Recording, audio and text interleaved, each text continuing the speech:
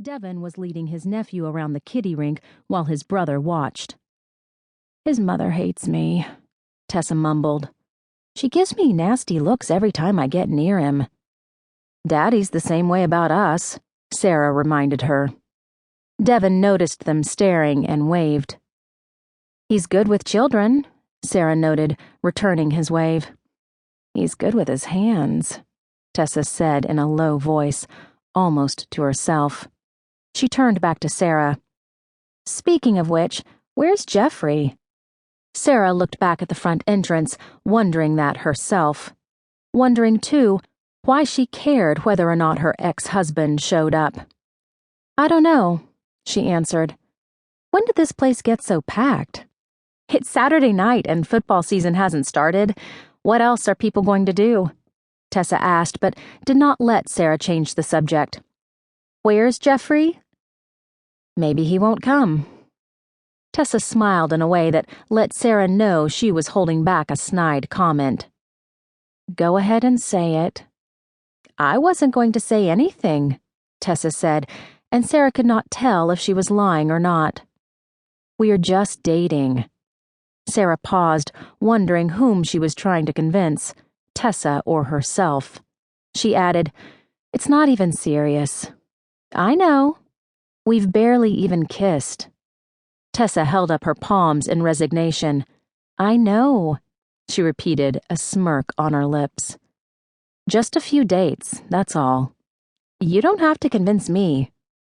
Sara groaned as she leaned back against the railing. She felt stupid, like a teenager instead of a grown woman. She had divorced Jeffrey 2 years ago after catching him with the woman who owned the sign shop in town.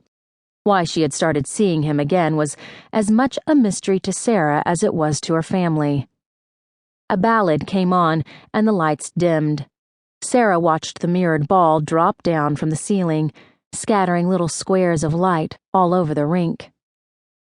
"I need to go to the bathroom," Sara told her sister. "Will you keep an eye out for Jeff?" Tess glanced over Sara's shoulder. Somebody just went in.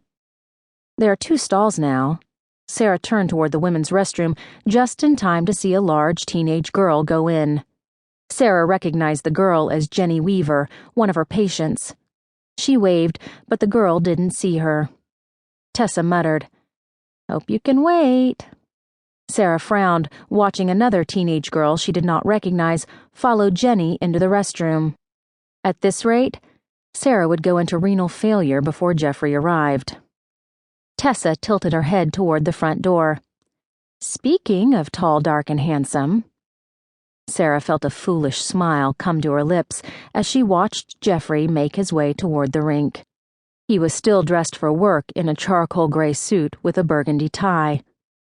As chief of police for Grant County, he knew most of the people in the room. He glanced around, looking for Sara, she supposed, stopping here and there to shake hands. She refused to do anything that would get his attention as he walked through the crowd. At this point in their relationship, Sara was content to let Jeffrey do all of the work. Sara had met Jeffrey on one of her earlier cases as town coroner. She had taken the helm of the medical examiner's office as a way to earn extra money to buy out her retiring partner at the Heartsdale Children's Clinic. Even though she had paid off Dr. Barney years ago, Sara still kept the job. She liked the challenge of pathology. 12 years ago, Sara had done her residency in the emergency room of Atlanta's Grady Hospital. Going from such a fast-paced, life-and-death job to tummy aches and sinus infections at the clinic had been a shock to her system. The coroner's job was a challenge that helped keep her mind sharp. Jeffrey finally caught sight of her. He stopped in the middle of shaking Betty Reynolds' hand, the corners of his mouth rising slowly, then dipping into a frown as he was pulled back into conversation with the owner of the town's Five and Dime. Sara could guess what Betty was talking about.